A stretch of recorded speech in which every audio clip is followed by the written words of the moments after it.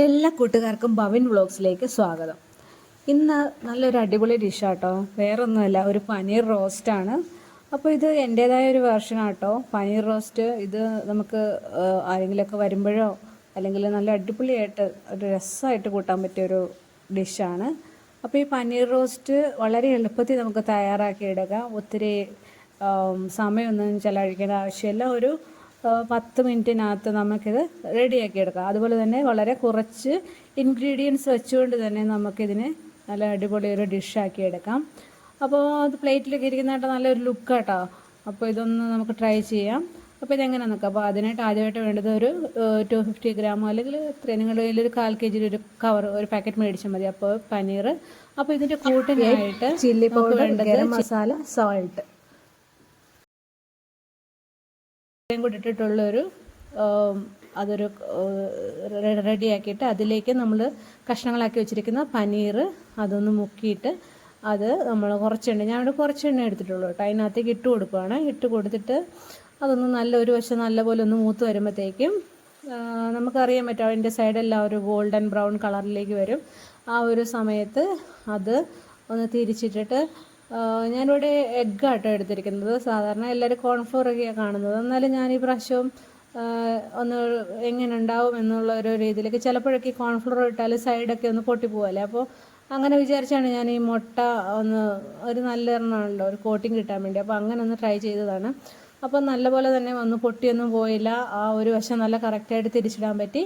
പിന്നെ ഈ വശം കൂടെ ഇപ്പോഴത്തെ വശം കൂടെ ഒന്ന് മൂത്ത് കഴിയുമ്പോഴത്തേക്കും നമുക്ക് ആ ഒരു ഈ നമ്മുടെ തവിയുടെ ആ സൈഡും കൊണ്ട് ചെറുതായിട്ടൊന്ന് തട്ടി കൊടുത്ത് അപ്പോൾ ഇച്ചിരി വിട്ടുപോയാൽ പിന്നെ എണ്ണയിൽ തന്നെ കിടന്ന് അത് നല്ലപോലെ നമുക്ക് റോസ്റ്റാക്കി എടുക്കാൻ പറ്റും. ഇപ്പോൾ കണ്ടോ, ഇത് മൊത്തത്തിൽ നമുക്ക് നല്ല കിറുകിറെന്ന് പറയുന്നൊരു രസത്തിന് ഇപ്പം തന്നെ കഴിക്കാൻ പറ്റുന്ന രീതിയിൽ ഇപ്പോൾ നമുക്ക് നല്ലപോലെ ഒന്ന് പനീർ റോസ്റ്റ് എന്താ പറയുക നല്ല ആയിട്ടൊരു കോട്ടിങ് വന്ന് കിട്ടിയിട്ടുണ്ട്.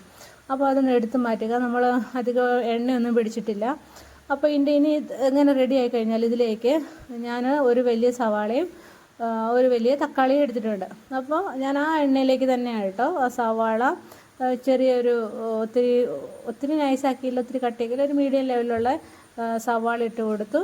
അതുപോലെ തന്നെ അതിനകത്തേക്ക് ഒരു തക്കാളിയും കൂടെ മുറിച്ചിട്ടിട്ട് അതിന് വേണ്ടി മാത്രം ആവശ്യമുള്ള ഉപ്പിട്ട് കൊടുത്തു. നമ്മുടെ കോട്ടിങ്ങിൻ്റെ അകത്ത് ഓൾറെഡി ഉപ്പ് വന്നിട്ടുണ്ട്. അപ്പോൾ നോക്കിയിടണം കേട്ടോ. അപ്പോൾ അങ്ങനെ ഇട്ട് കൊടുത്ത് അത് അത്യാവശ്യം ഒരു എന്താ പറയുക ഒരു നല്ലൊരു ഫുള്ള് വഴലുണ്ട് എന്നാൽ ഒരു 1/4 വഴലിൽ ആവണം. അപ്പോൾ അങ്ങനെയൊക്കെ ആവുന്നൊരു സമയത്ത് ഞാൻ 1 ടീസ്പൂൺ ജിഞ്ചർ ഗാർലിക് പേസ്റ്റ് ഇട്ട് കൊടുത്തു.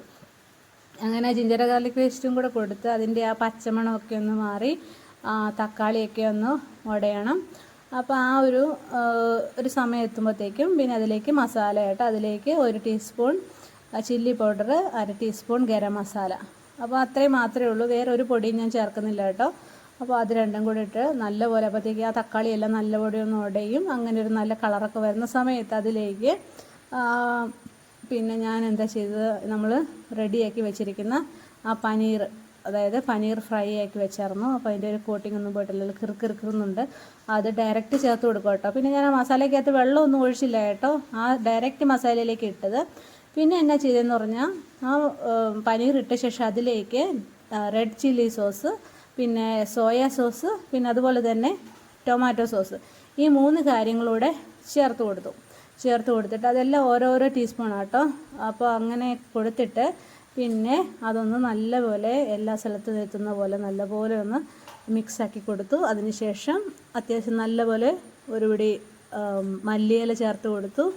പിന്നെ ഒന്ന് നല്ലപോലെ ഇളക്കി കൊടുത്തെങ്കിൽ നമ്മുടെ പനീർ റോസ്റ്റ് അടിപൊളിയായിട്ട് റെഡിയാണ്. അത് കാണുമ്പോൾ തന്നെ മനസ്സിലാവല്ലേ, കണ്ടാൽ തന്നെ ഒരു കഷ്ണം എടുത്ത് കഴിക്കാൻ തോന്നുമല്ലേ.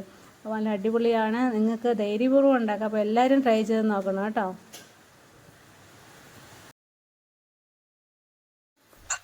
അപ്പോൾ ഇത് ഉണ്ടാക്കി നോക്കിയിട്ട് നല്ലതായെങ്കിൽ ഒന്ന് കമൻറ്റ് ചെയ്യണം കേട്ടോ. അപ്പോൾ വീണ്ടും ഒരു വീഡിയോ ആയിട്ട് വരുന്നത് വരെ എല്ലാവർക്കും നന്ദി, നമസ്കാരം, ആൻഡ് താങ്ക്സ് ഫോർ വാച്ചിങ്.